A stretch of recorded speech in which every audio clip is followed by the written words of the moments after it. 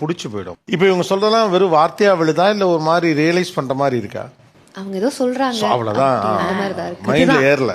அதான் உனக்கு யாரையோ என்னன்னு சார், நான் ரேண்டமா அழுதுட்டுலாம் ரோட்ல அழுதுட்டு போவேன். ரொம்ப நேரம் இங்கே தனியா இருப்பேன். ஏன் இந்த இடத்துல தனியா இருக்க பாப்பா, ஆட்டோல ஏறி போவேன். ஆட்டோனாலாம் எனக்கு அட்வைஸ் பண்ணுவாங்க, இவ்வளோலாம் அழாத, நீ இதை விட உனக்கு பெட்டரா வரும். எனக்கு தெரியும், இல்லை நான் தப்பு பண்ணிட்டேன், நான் ரொம்ப ரியலைஸ் பண்றேன், எனக்கு அவங்க வரணும், நான் அவங்கள நல்லா பார்த்துப்பேன் அப்படின்ற அந்த ஒரு எனக்கு எண்ணம் இருக்கு. எல்லாமே எனக்கு வார்த்தைகளாக தான் வருதுன்னு தவிர எனக்கு அதை ஆக்ஷனாக கன்வெர்ட் பண்ண தெரியல சார். யாரும் பேச இல்லைன்னு நினைக்கிறியா?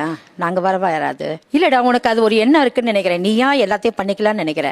இல்ல, ஒரு ஒரு கார்டியனா கூட இல்ல, அஸ் அ ஃப்ரெண்டு நான் வர்றேன், அவரோட பேசுறேன்.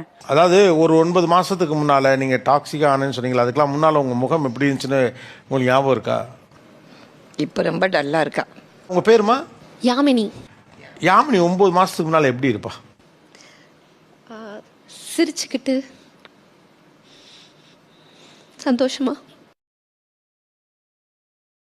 இப்போ இந்த யாமினி கண்ணாடி போய் முன்னால போய் நிக்கிறப்ப அந்த யாமினி ஞாபகத்துக்கு வராளா இல்லையா? போட்டோ பார்த்தா தான் ஞாபகம் இருக்கு. அந்த முகமே தெரியல. நீங்க யாரா இருக்க ஆசைப்படுறீங்க அப்போ?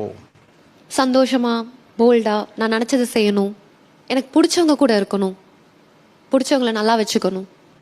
எது தடுக்குது அது அப்போ? நான் ரொம்ப டிபெண்ட் பண்ணி இருந்துட்டேன் சார். லைக் எமோஷ்னலாக நான் பண்ண மேபி லவ் பண்ணலாம், தப்பு இல்லை. அதில் முட்டாளாக இருக்கிறது வந்து நம்ம டிபெண்ட் பண்ணுறது தான் முட்டாள்தனம்னு நான் இப்போ புரிஞ்சுக்கிட்டேன்.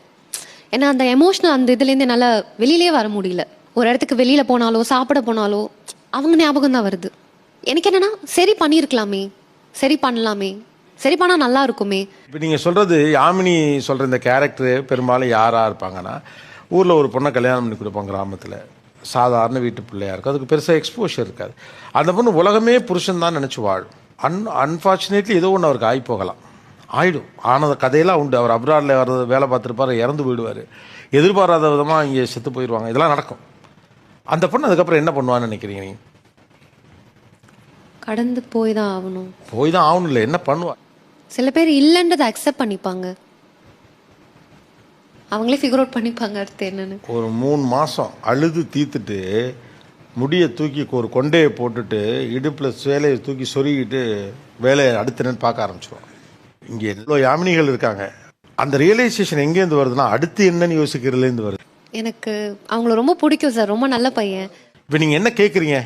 இன்னொரு வாய்ப்பு கேட்குறீங்களா இல்லை அடுத்து என்னன்னு யோசிக்கிறீங்களா?